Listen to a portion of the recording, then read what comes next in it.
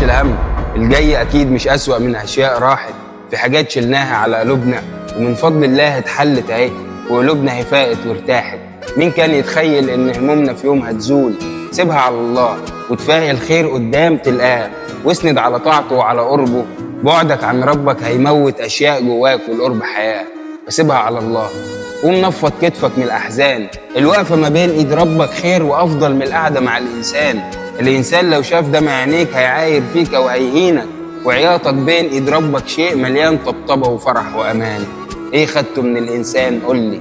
ايه خدته من الانسان قولي غير انك بس بقيت بتقول من وجعي من ذلي؟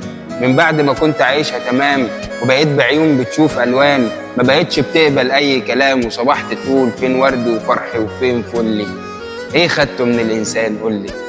لو كان على الناس فالناس مش عايزاك بتحاول، الناس عايزينك عالجاهز. وقت ما تنجح هتلاقي الناس اللي اتريقوا واقفين يدولك 100 حافز، وقت ما توصل هيسقفوا ليك، هيقولوا عليك واد جد وانك واد عند.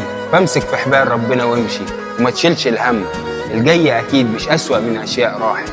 في حاجات شلناها على قلوبنا ومن فضل الله وحده اتحلت اهي، وقلوبنا هي فاقت وارتاحت، فسيبها على الله.